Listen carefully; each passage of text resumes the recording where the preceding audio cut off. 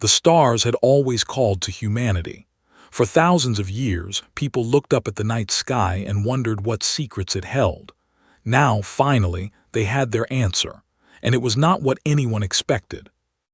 The spaceship Horizon floated in the darkness of space, far from Earth. It was humanity's first vessel capable of traveling faster than light. Inside, Captain Park Jinnah stood on the bridge, watching with calm eyes. She was a woman in her early 40s, with short black hair and a face that rarely showed emotion. But today, even she felt something stir in her chest. They were about to meet aliens for the first time. "Captain, the Coalition vessel is approaching," said Lieutenant Lee from his station. He was younger than Jinnah, with sharp features and quick hands that moved across the control panel. "They'll dock in 10 minutes. Jinnah nodded slowly. "Tell the crew to assemble in the main hall, full dress uniforms. We represent all of Earth today." The Galactic Coalition had been watching humanity for decades. They had seen humans split the atom, walk on the moon, and finally crack the secret of faster-than-light travel. Now they had come to judge whether humanity was worthy of joining the greater galactic community.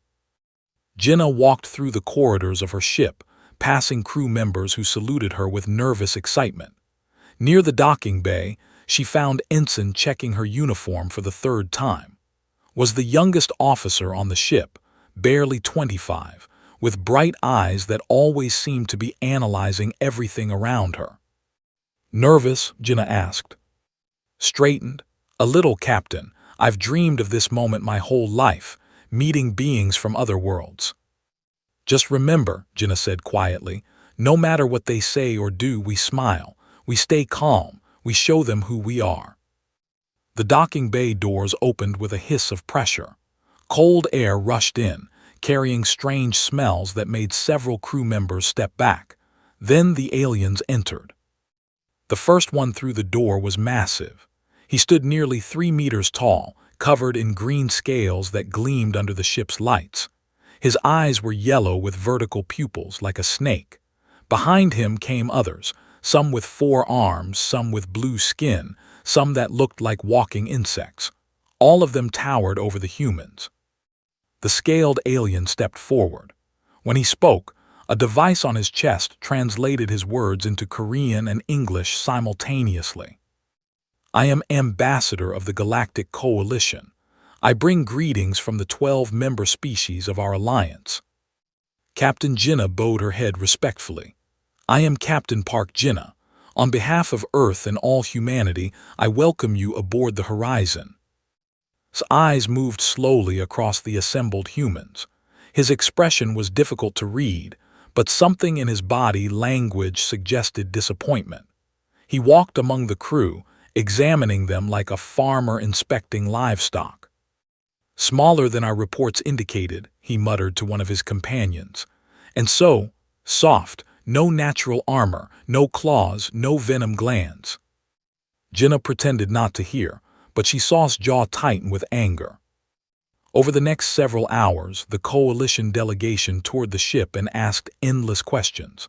How long could humans survive without food? How much sleep did they require? What was their average? With each answer, the alien seemed less and less impressed. In the conference room, finally delivered his verdict. "Humanity is remarkable in one way," he said, his tone suggesting he was being generous. "You have achieved space travel despite your obvious physical limitations. This shows determination. However, the Coalition must consider the safety and contribution of all member species." He pressed a button on the table, and a holographic display appeared showing human biology compared to other species. The comparison was not flattering. Humans require 8 hours of unconsciousness every day. You can be killed by temperature changes, minor infections, or simple falls. Your bodies break easily. You are among the shortest of any intelligent species we have encountered. Paused. Because of these factors, the Coalition has decided to classify humanity as a protected species. The room fell silent, leaned toward, "What does that mean?" Before he could answer, continued. As a protected species, humanity will receive the full protection of the coalition. No member species will be permitted to harm you. In exchange, Earth will provide mineral resources and agricultural products to the coalition. And military service? Jinnah asked, her voice perfectly level. Will humans be allowed to serve in coalition forces? Made a sound that might have been laughter. That would be unnecessary and unwise. Humans would not survive standard combat training, let alone actual warfare. You would be a burden to other soldiers who would need to protect you. No, it is better for everyone if humanity remains safely on Earth or on protected colonies. His hands formed fists under the table. You're saying we're too weak to fight. I am saying you are too fragile to be useful in conflict, corrected. This is not an insult. It is simply biology. The coalition has existed for 3,000 years. We have learned that each species has its place. Humanity's place is not on the battlefield. The meeting continued for another hour, but the outcome was already decided. Humanity would be protected, provided for, and kept safely out of the way, like pets, like children. After the aliens returned to their ship, the crew of the Horizon gathered in the mess hall. The mood was dark. Some officers spoke angrily about the insult they had just received. Others sat in defeated silence. Found Captain Jinnah standing alone by a window, watching the coalition vessel drift away. Captain, how can we accept this? They treated us like we were nothing. Jinnah's reflection in the glass showed no anger, no frustration, only patience. We accept it because we have no choice right now, she said. They have ships that could destroy our entire planet. They have technology we cannot understand. They have thousands of years of experience. So we just give up. Jinnah turned to face the young ensign. No, we do what humans have always done when we face something stronger than us. We smile, we learn, we wait, and when the time comes, we show them exactly what they failed to see. Before could respond, an alarm sounded throughout the ship. His voice came over the intercom. Captain, to the bridge. We're receiving an emergency transmission from the coalition flagship. Jinnah moved quickly, her crew following. On the bridge, the showed ambassador looking genuinely worried for the first time. Captain Park, I am contacting you as a courtesy. The coalition has received word that the Dominion has attacked one of our border colonies. We are mobilizing for war. The Dominion? Jinnah asked. A hostile empire that has been expanding into coalition territory for decades. They are ruthless, violent, and show no mercy. Paused. I suggest you return to Earth immediately. This conflict will be dangerous, and humans are not equipped to participate. The transmission ended. Around Jinnah, her crew exchanged looks of frustration and helplessness. But Jinnah simply stared at the screen, her mind working. Somewhere out there, a war was beginning. The coalition believed humans had nothing to offer. They were wrong. Jinnah did not know it yet, but the events set in motion today would change everything. The galaxy would learn a lesson that Earth's history had taught countless times before. The most dangerous creature is not the one with the sharpest claws or the thickest armor. It is the one that never stops fighting. The planet 7 was burning. From orbit, it looked like a wound in space. Orange fire spread across the surface where cities used to stand. Black smoke rose into the atmosphere, blocking out the sun. The Dominion had arrived 3 days ago, and in that short time, they had turned a peaceful mining colony into a graveyard. Dr. Myra pressed her back against the cold metal wall and tried to control her breathing. She was a scientist who studied alien life forms. She had come to 7 to research the unique bacteria that lived in the planet's caves. She had not come here to die. But death seemed very close now. Around her in the underground shelter were about 40 survivors. Most were coalition aliens, tall reptilian, four-armed workers, and a few others she did not recognize. All of them were wounded, exhausted, or both. The sound of explosions echoed from above. Dust fell from the ceiling with each blast. "They are searching the tunnels," said a soldier named. He was missing 3 fingers on his left hand, wrapped in bloody bandages. "They will find us within the hour." Another soldier, a female named Della, checked her weapon. "Then we fight. We die with honor." "If we fight, we all die," Myra said quietly. Every head turned toward her. The aliens looked at the small human woman with confusion, maybe even pity. She was the weakest person in the room. What could she possibly contribute? Shook his massive head. "They have blocked every exit. There is no escape. Our only choice is to face them like warriors." "There's another exit," Myra said. Silence. Even the distant explosions seemed to pause. "Explain," Della demanded. Myra pulled out a small tablet and showed them a map she had created during her research. "I spent weeks exploring these caves for my work. There's a maintenance tunnel that runs beneath the water treatment facility. It connects to the old mining shafts on the eastern ridge. They don't know about it because it's not on any official maps. It was sealed 50 years ago after a cave-in." "Sealed means blocked," said. "Sealed means there's a wall we can break through. The rock there is soft limestone. We can dig through it in a few hours." The soldiers exchanged uncertain looks. Running and hiding went against everything they had been taught. Coalition warriors faced their enemies directly. They did not sneak through tunnels like frightened animals. But the civilians among them, the miners, the technicians, the children, looked at Myra with desperate hope. "Even if we reach these tunnels," Della said slowly, "they will follow. They will hunt us." Myra nodded. "Then we slow them down." She held up a small container from her research kit. "This is a chemical compound I was using to study cave bacteria. It's not toxic, but when exposed to air, it creates a thick smoke that irritates the eyes and throat. I can make more from the materials in this shelter." "You want to use smoke against warriors?" Sounded almost offended. "I want to blind them long enough for us to disappear." Myra looked around the room.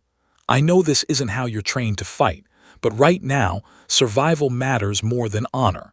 We can die here like warriors, or we can live long enough to fight another day. I know which one I choose." The debate lasted only a few minutes. In the end, the civilians made the decision. They wanted to live. The soldiers, bound by duty to protect them, had no choice but to agree. For the next 2 hours, Myra worked frantically. She mixed chemicals, created smoke bombs, and explained her plan in simple terms that everyone could understand. When they finally breached the shelter doors, they found only darkness. The smoke hit them immediately. Thick gray clouds filled the corridor, burning their eyes and choking their lungs. Soldiers stumbled and cursed, firing their weapons blindly into the fog. By the time the smoke cleared, the shelter was empty. Far away in the cold darkness of space, Captain Park Jinnah stared at a distress signal on her screen. It was weak, barely detectable, coming from 7. "Coalition Command is ordering all non-military vessels to stay clear of the combat zone," reported from his station. Admiral specifically mentioned that human ships should return to Earth. Jinnah said nothing for a long moment. Around her, the bridge crew waited. "Captain," said carefully, "if we go there, we'll be disobeying direct orders from the Coalition. They could revoke our protected species status. They could." "There are humans on 7, Jinnah interrupted. "Dr. Myra was stationed there for research. The distress signal includes her identification code." The bridge fell silent. "How many coalition ships are responding to the attack?" Jinnah asked. Checked his readings. 47 warships are engaged with the fleet. Another 20 are holding defensive positions. None are attempting rescue operations on the surface. The coalition considers the colony lost. They're leaving survivors to die. They're prioritizing the larger battle, coalition doctrine says. "I don't care what coalition doctrine says." Jinnah turned to face her crew. "I'm going to 7. Anyone who wants to object can file a formal complaint when we get back to Earth, if we get back." No one objected. The horizon changed course, accelerating toward the burning planet. As they traveled, gathered the crew in the cargo bay and began teaching them things they had never learned in their official training. "The coalition fights with honor," he said, packing before them. "They form lines, advance in formation, and face their enemies directly. This is noble, this is brave, and against it is failing." He pulled up images on a screen: human history, human wars. "Humans fight differently. We use ambushes. We use traps. We attack at night when the enemy is sleeping. We retreat and strike again when they least expect it. We have been doing this for thousands of years." A young crew member raised her hand. "Isn't that dishonorable?" Smiled grimly. "Humans have a saying, all is fair in love and war. Our ancestors survived because they did whatever it took to win. Ice ages, predators, plagues, other humans. We are not the fastest species. We are not the strongest, but we are still here, and everyone who underestimated us is gone." For the next several hours, as the horizon raced towards 7, the crew trained. They learned hand signals for silent communication. They practiced moving quietly through corridors. They studied the layout of standard equipment and identified weak points.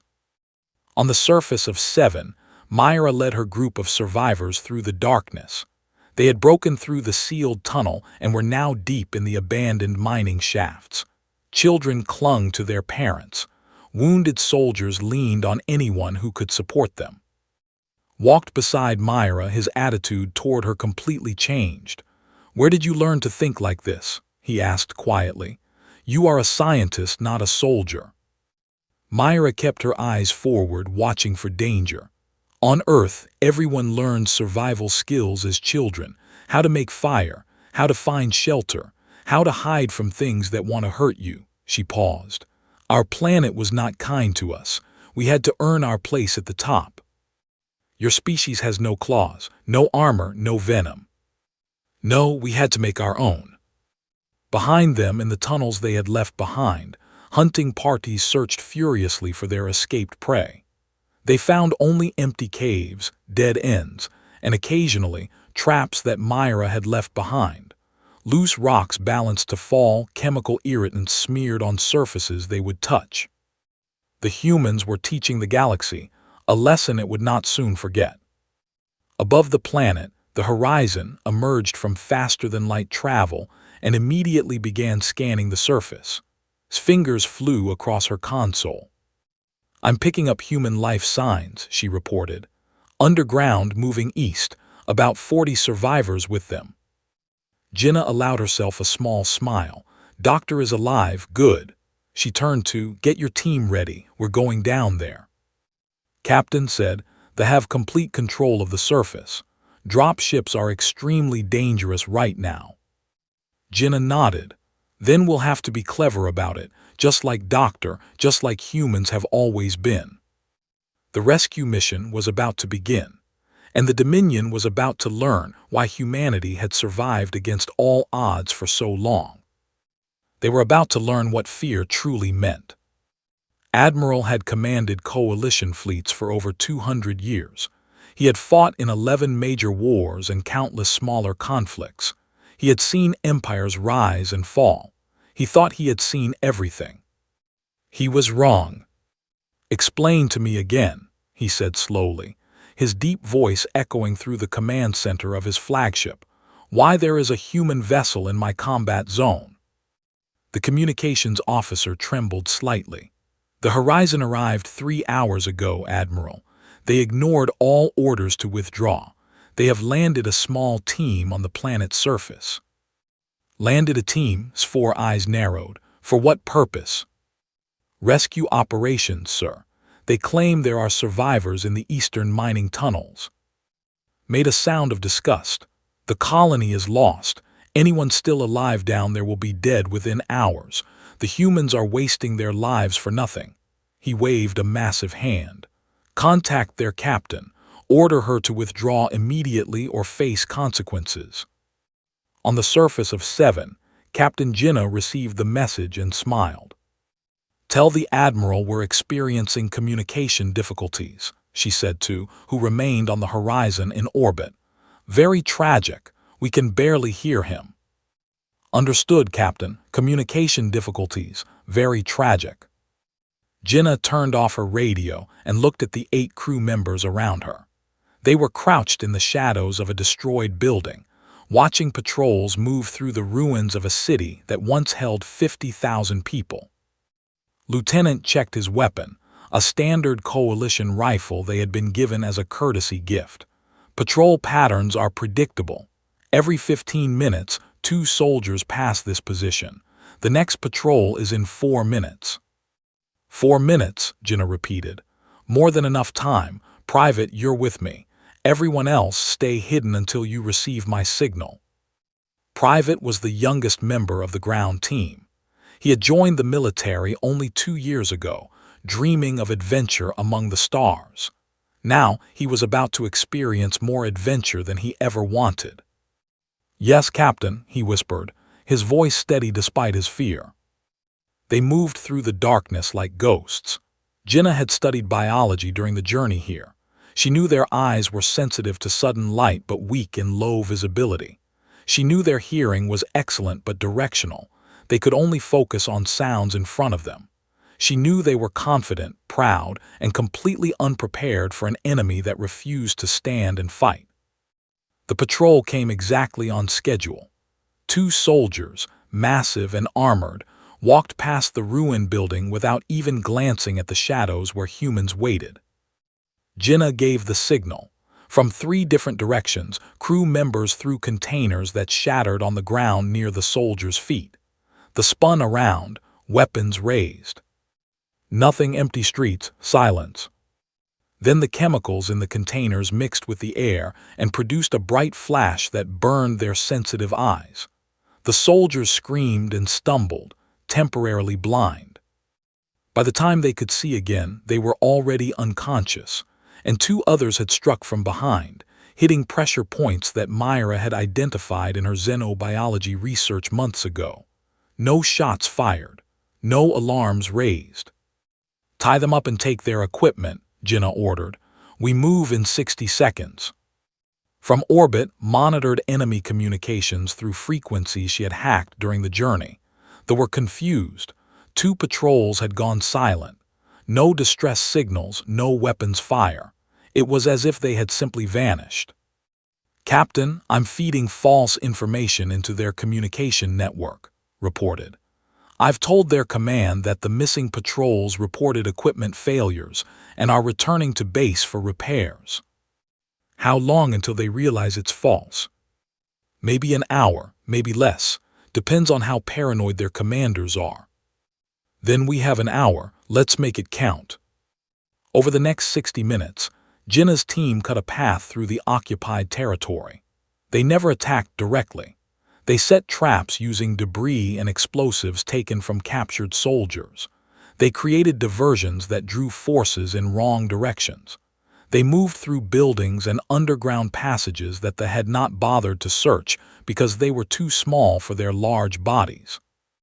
When they finally reached the eastern mining tunnels, they found Dr. Myra's group waiting. Myra stared at the captain with exhausted relief. "How did you find us?" "Your distress signal, and a lot of luck." Jinnah looked at the survivors, aliens and humans alike, all of them dirty, wounded, scared. "Can everyone walk?" "Some can't," Myra admitted. "We have stretchers." "Then we carry them. We're getting everyone out." The soldier stepped forward. He towered over Jinnah by more than a meter, but he spoke to her with respect he had never shown a human before. "You came back for us, your people, even though the coalition ordered you away." "Humans don't leave our own behind," Jinnah said simply. "And right now you're with us. That makes you ours too." Something shifted in his eyes. He had spent his entire life believing humans were weak, fragile, useless in combat. In the past few hours, he had seen a human scientist outthink hunters, and now a human captain was standing in the middle of enemy territory like she owned it. "What are your orders, Captain?" he asked. Jinnah raised an eyebrow. "You're asking me. You seem to know what you're doing, more than anyone else here." She allowed herself a small smile. "Get your people ready to move. We're taking the mountain path to Extraction Point Delta. It's a longer route, but they won't expect it." While the survivors prepared, pulled Jinnah aside. "Captain, I have a problem. Private got separated during our last engagement. His communicator was damaged. I don't know where he is." Jinnah's expression remained calm, but her eyes showed concern. "When did you last see him?" 20 minutes ago. We were setting up a diversion near the power station. Patrol came earlier than expected. We had to scatter. Everyone made it back except. Can we search for him? Hesitated. We could, but it would delay the evacuation, and we don't know if he's even still alive. Jinnah was silent for a long moment. Then she turned to look at the survivors, the children clinging to parents, the wounded soldiers barely able to stand, the civilians who had already lost everything. "We continue with the evacuation," she said finally. "Private knows the extraction point. If he's alive, he'll find his way." "And if he's not?" Jinnah did not answer. 2 kilometers away, Private was very much alive. He was also completely alone, wounded in his left leg and surrounded by soldiers. He hid in a destroyed building, watching patrols pass by through a crack in the wall. His communicator was broken. His weapon was running low on ammunition. His leg was bleeding through the bandage he had made from his uniform sleeve. Most people would have given up. Most people would have accepted that this was the end. Was not most people, he was human. "Think," he whispered to himself. "What do you have? What can you use?" He had a knife. He had 3 grenades. He had his rifle with maybe 10 shots left. And he had something they did not expect, the ability to think like a predator while looking like prey. Over the next 3 days, Private would become a legend, not just among humans but across the entire coalition. He began by moving, not toward the extraction point. There were too many between him and his destination. Instead, he moved deeper into enemy territory toward their supply depot. That night, every vehicle in the depot refused to start.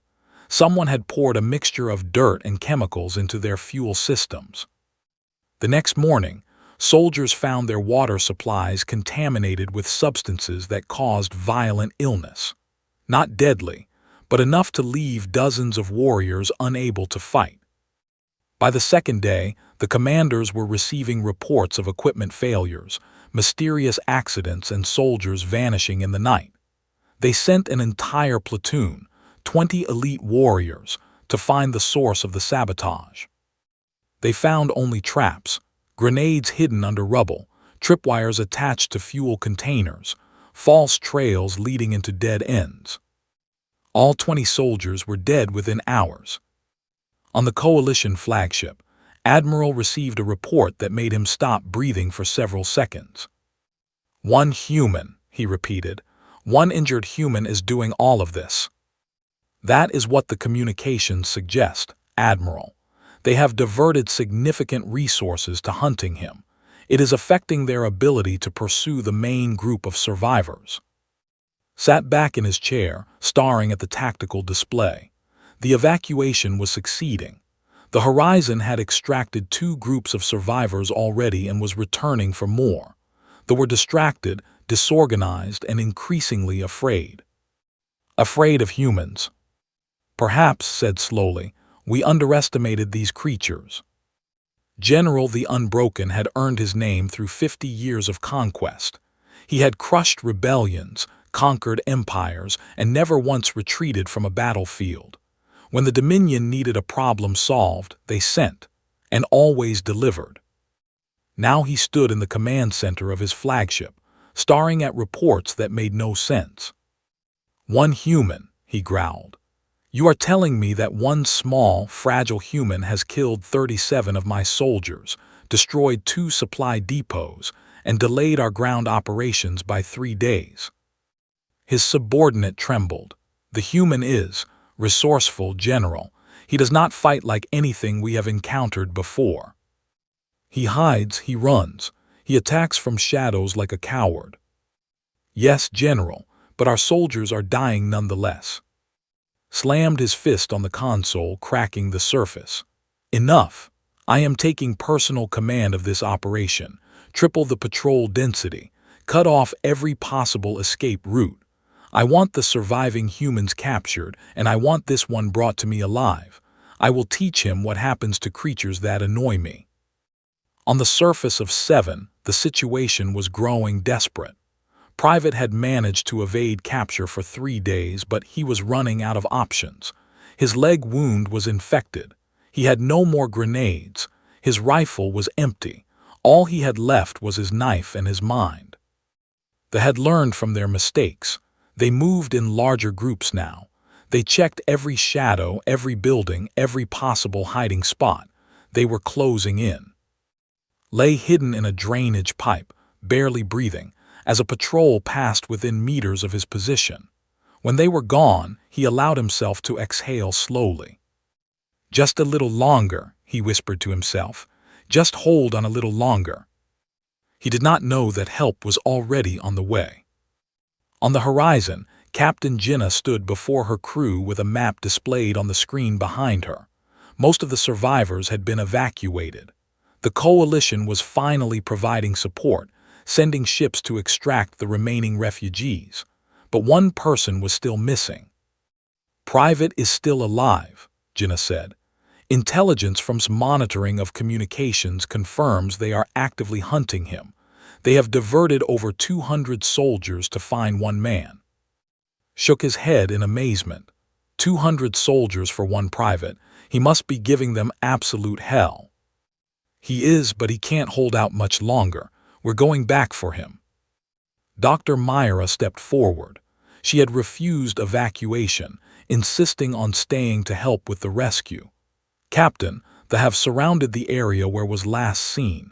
There's no way to extract him by shuttle without being shot down. Then we don't use a shuttle. Jinnah touched the screen, highlighting a vessel in orbit. We use their flagship. Silence fell over the room. Their flagship, repeated slowly. The most heavily defended ship in their fleet, the personal vessel of General the Unbroken. Yes. And how exactly do we get on board? Jinnah's eyes held a dangerous gleam. We ask nicely. The message reached General's flagship within minutes. A human captain was requesting a traditional warrior's parley. She wished to discuss terms of surrender, but only in person, directly with the general. So officers advised against it. It was clearly a trick. The humans could not be trusted. But was curious. These humans had caused him more trouble than any enemy in decades. He wanted to see this Captain Jinnah for himself. He wanted to understand what made such weak creatures so surprisingly difficult to kill. Grant her request, he ordered. Bring her to me. Captain Jinnah boarded the flagship alone and unarmed, as tradition required. She walked through corridors filled with massive warriors who looked at her like she was an insect, something to be crushed and forgotten. She smiled at each of them. It unnerved them more than any weapon could. General received her in his personal chambers, a room decorated with trophies from conquered worlds. He sat on a throne made from the bones of his enemies, studying the small human before him. You are smaller than I expected, he said. I get that a lot. Your species has caused me significant inconvenience. The one you call has killed many of my soldiers. I wish to understand how this is possible. Jinnah clasped her hands behind her back, appearing relaxed despite the danger. Private is simply doing what humans do. We survive. It's our greatest skill. Survival is not skill. It is desperation, the actions of prey that refuses to accept its fate. Maybe you've been thinking about this all wrong. Jinnah took a step closer. You see humans as prey because we are small and soft. You think we're weak because we don't have claws or armor, but you're missing something important. And what is that? Prey animals run, they hide, they die when caught. Jinna's voice dropped lower. Humans don't do any of those things. When something threatens us, we don't run away. We find ways to kill it. We've been doing this for millions of years. Every predator that ever hunted our ancestors is extinct now. Every single one. And we're still here. Leaned forward, interested despite himself. You are saying humans are predators. I'm saying humans are something worse. We look weak. We look helpless. So our enemies underestimate us over and over again. And by the time they realize their mistake, it's too late. Jinna smiled. Like right now. His eyes narrowed. What do you mean? At that exact moment, alarms began blaring throughout the flagship. Emergency lights flashed red. The ship shuddered as explosions tore through the engine section. What is happening? Roared, grabbing his communicator. General, a panicked voice responded. We're under attack. Human forces have infiltrated the engineering deck. They've destroyed the main engines. Impossible. There is only one human on this ship. Not anymore, General. While Jinna had been keeping distracted with conversation, had led a strike team through maintenance ducts that they considered too small for anyone to use. They had spent hours crawling through darkness, carrying explosives, waiting for the right moment. The moment was now. On the bridge of the flagship, chaos reigned. Navigation systems crashed as virus spread through their computers. Shield frequencies suddenly broadcast on open channels, transmitted by a signal Myra had planted during the parley preparations. Coalition ships, watching from a distance, finally had the information they needed.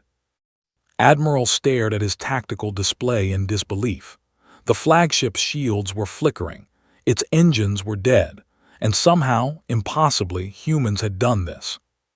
All ships, he commanded slowly, engage the flagship. Focus fire on the shield generators. In its chambers, the general grabbed Jinna by the throat, lifting her off the ground with one massive hand. You tricked me, he snarled. You spoke of honor and tradition while your soldiers sneaked through my ship like vermin. Jinna struggled to breathe, but she still managed to smile. I never mentioned honor. That's your thing, not ours. I will kill you slowly for this. Maybe, but your ship is still dying. Your fleet is still losing. And that soldier you sent 200 warriors to capture. Jinna's eyes gleamed. He's already been rescued. Your people were so focused on finding him that they didn't notice our shuttle landing right behind them. His grip loosened slightly. Rescued. We don't leave our people behind, ever. That's something else you failed to understand about humans. We fight for each other. We die for each other. And we win for each other. Jinna coughed as she drew air. Your empire has been conquering species for centuries, but you've never faced anything like us, and you never will again. The ship shook again as coalition weapons struck home. In the corridors, soldiers fought desperately against an enemy they could not see, could not predict, could not understand. General the Unbroken stared at the small human in his grasp. For the first time in 50 years of conquest, he felt something unfamiliar. Doubt. Then the ceiling exploded and dropped through the smoke, weapon blazing. The battle for Seven was about to end, and nothing would ever be the same. The flagship fell from the sky like a dying star. Its engines destroyed, its shields gone, its hull torn open by coalition weapons, the massive vessel plunged toward Seven's surface. Inside, chaos and fire consumed everything. Soldiers ran through corridors filled with smoke, desperately trying to reach escape pods that were already damaged or destroyed. In the command chambers, General lay on the floor, wounded but alive. Lieutenant stood over him, weapon aimed at the leader's head. Captain Jinna was already moving toward the emergency exit, shouting into her communicator. Horizon, this is Jinna. We need extraction immediately. The flagship is going down. Copy, Captain's voice crackled back. Shuttle is already on approach. You have 90 seconds. Looked at, what do we do with him? Jinna paused. For a moment she considered leaving the general to his fate. He had ordered the deaths of thousands. He had hunted her crew. He had nearly killed her with his bare hands. But she shook her head. Bring him, he'll make a valuable prisoner. Grabbed roughly and hauled him to his feet. The general was too wounded to resist, but his eyes burned with hatred. You think this is over, he growled. The Dominion will send more fleets, more generals. We will burn your Earth to ashes. Jenna turned to face him, her expression calm. Maybe, but you won't be there to see it. And every time your people come for us, we'll be ready. That's the thing about humans, General. We learn, we adapt, we get better. Can you say the same? They ran through the dying ship, half carrying the wounded general, Jenna leading the way. Explosions rocked the corridors. The floor tilted as the flagship's descent accelerated. When they reached the shuttle bay, the small human vessel was waiting, its doors open. Myra stood at the entrance, waving them forward. Come on, we have 30 seconds. They threw themselves aboard. The shuttle launched just as the flagship's remaining power failed completely. Through the viewport, they watched the massive ship crash into the mountains, creating an explosion that lit up the horizon. The battle for Seven was over. The humans had won. 3 weeks later, the Coalition Council convened in their great hall on the capital world of Prime. Representatives from 12 species sat in a semicircle, their attention focused on the small group of humans standing before them. Captain Jenna led the delegation. Behind her stood Myra and Private, his arm in a regeneration cast where the doctors were growing new tissue to replace what the infection had destroyed. Ambassador, the same alien who had dismissed humanity as a protected species, just months ago, rose to address the chamber. The Council has reviewed the events at Seven in detail, he announced. The actions of the human vessel Horizon and its crew were extraordinary. Against Coalition orders, they entered a combat zone to rescue survivors. They infiltrated an enemy flagship. They turned the tide of a battle that we had considered lost. He paused, looking directly at Jenna. We were wrong about humanity. The protected species classification is hereby revoked. Earth is granted full membership in the Galactic Coalition, with all associated rights and responsibilities. Murmurs spread through the chamber. Some representatives looked uncomfortable, others looked relieved. A few seemed almost frightened. Additionally, continued, Captain Park Jenna is offered a position on the Coalition Military Council. Her expertise in unconventional warfare will be invaluable in the ongoing conflict with the Dominion. Jenna stepped forward and bowed respectfully. I am honored by the Council's offer, but I must ask, what changed? A few months ago, you considered us too weak to be useful. Now you want us leading your military strategy. Why? Admiral, who had been sitting in the gallery, rose to respond. Because we saw what one human soldier did when surrounded by enemies. We saw what a single human ship did against an entire fleet. We saw what your species is capable of when pushed to the limit. He paused. And frankly, Captain, we are terrified. Nervous laughter echoed through the chamber. Jenna did not smile. You should be, she said quietly. Not because we want to hurt you, we don't. But you need to understand something about humans. We spent our entire evolutionary history as prey. Every day was a fight for survival against things bigger, faster, and deadlier than us. We won that fight by being clever, by working together, and by absolutely refusing to give up. She looked around the chamber, meeting the eyes of each representative. The thought they could conquer us easily. They were wrong. Anyone else who makes that mistake will learn the same lesson. Her voice softened slightly. But if you treat us as allies, as equals, you'll find no more loyal friends in the galaxy. That's who we are. That's who we've always been. The Council voted unanimously to accept humanity as a full member species. For the first time in 3,000 years of Coalition history, a former protected species had earned their place through combat. After the ceremony, the human delegation walked through the corridors of the coalition capital. Other species watched them pass, some with curiosity, some with respect, and yes, some with fear. Myra walked beside Captain Jinnah, observing the reactions around them. "They're afraid of us now," she said quietly. Jinnah nodded. "Good. Fear keeps everyone honest. They'll think twice before underestimating us again." "But we're not conquerors," Myra pointed out. "We didn't come out here to make the galaxy fear us." "No, we didn't, but fear and respect often look the same from a distance. Give them time. They'll learn who we really are." Behind them shared a quiet laugh with, "Can you believe it? 6 months ago, we were considered galactic pets. Now we're on the military council." Grinned, "I told you those late-night hacking sessions would pay off eventually." Walked apart from the others, his thoughts elsewhere. His arm ached despite the painkillers. He could still remember every moment of those 3 days alone on Seven.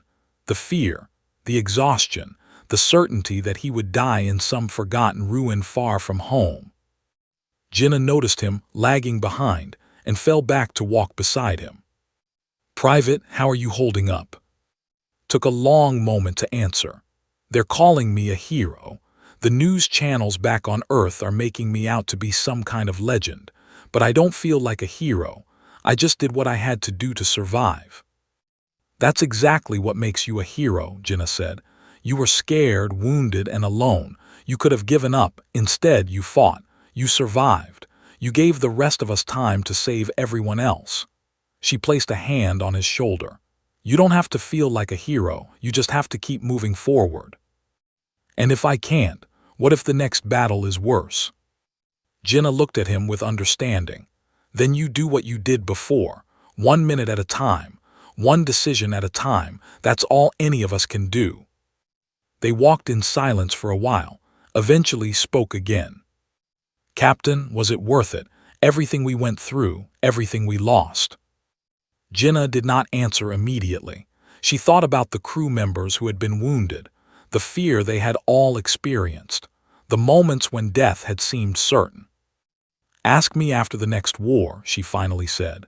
"And the one after that, because they'll keep coming, they always do. Somewhere out there, someone is already planning to test humanity again, to see if we're as dangerous as the stories say. And will we be ready?" Jinnah smiled, a small, fierce expression that transformed her calm face into something almost predatory. "We're human. We're always ready. We've been practicing for millions of years." That night, the human delegation gathered one last time before returning to Earth. They stood on a balcony overlooking the coalition capital, a city of crystal towers and floating platforms, built by species that had traveled the stars when humans were still living in caves. Now humans stood among them, equal, respected, perhaps even feared. Raised a glass of coalition wine, to the horizon and to proving everyone wrong. To humanity, added, still here, still fighting. To the ones we lost, Myra said softly, and the ones we saved. Lifted his glass with his good arm, to not giving up, even when it seems impossible.